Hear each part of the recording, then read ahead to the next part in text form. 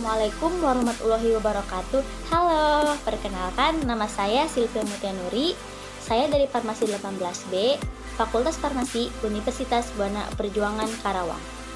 Di sini saya akan menjelaskan salah satu jurnal uji klinis terbatas sediaan jamu temulawak bentuk kapsul dan instan sebagai anti hepatotoksik di Puskesmas Jetis.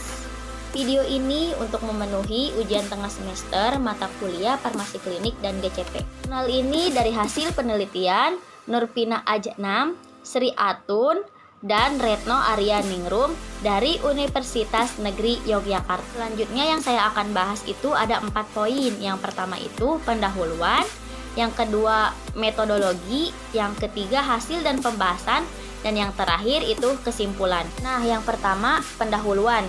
Pendahuluannya yaitu Indonesia sebagai negara tropis memiliki kekayaan berupa tanaman yang diketahui secara empiris atau penelitian berkhasiat obat. Salah satunya adalah temulawak yang termasuk ke dalam keluarga jahe. Temulawak merupakan tanaman asli Indonesia. Di antara beberapa jenis tumbuhan temulawak yang lebih banyak digunakan sebagai obat hepatitis, bahkan sudah banyak produk temulawak baik tunggal maupun campuran yang beredar di pasaran dalam bentuk kapsul, minuman instan maupun minuman yang dikemas ke dalam botol. Selanjutnya ada metodologi. Yang pertama rancangan penelitian. Di sini ada 3 tahap. Tahap pertama yaitu pada tahun 2010. Jenis fase 1 ini untuk pertama kalinya obat yang diujikan diberikan pada manusia atau sukarelawan sehat baik untuk melihat efek farmakologi maupun efek sampingnya.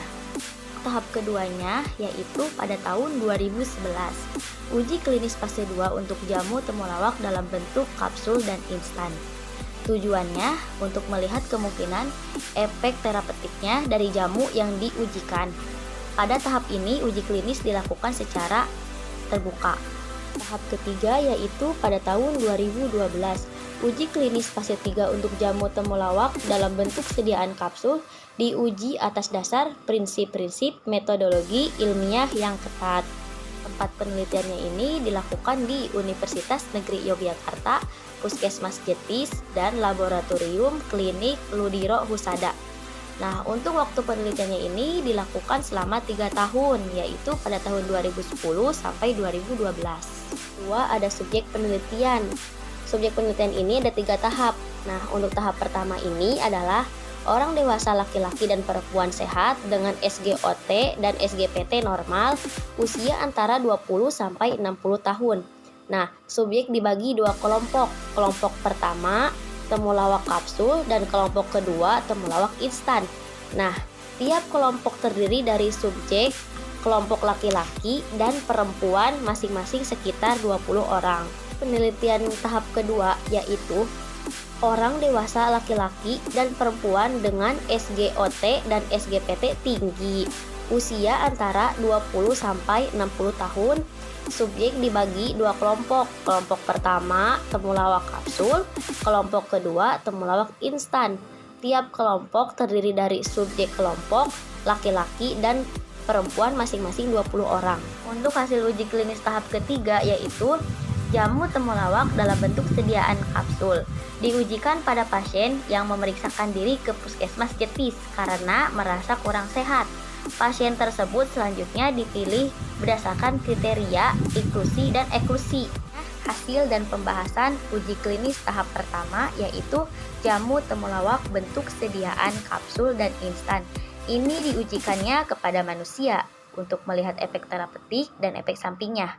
Pada penelitian ini telah dikumpulkan sebanyak 82 sukarelawan pria dan wanita dengan rentan usia 20 sampai uji klinis tahap kedua.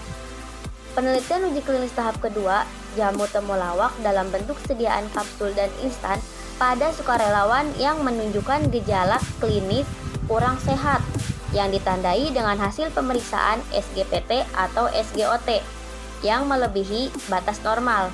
Pada penelitian ini telah dikumpulkan sebanyak 30 sukarelawan pria dan wanita dengan rentan usia 20 sampai 60 tahun. Selanjutnya, dari 30 orang sukarelawan tersebut, 15 orang diberikan temulawak instan, dan 15 orang diberikan jamu temulawak kapsul selama 1 bulan. Yaitu pembahasan. Penelitian ini dilakukan di Puskesmas Jetis yang dimulai pada bulan Februari 2012 sampai bulan Juli 2012. Pemeriksaan terhadap pasien selama mengkonsumsi jamu temulawak dilaksanakan pada 3 tahap. Tahap pertama pada saat datang ke puskesmas karena mengalami keluhan. Selanjutnya diperiksa kesehatannya dan diminta ketersediaannya untuk mengikuti program.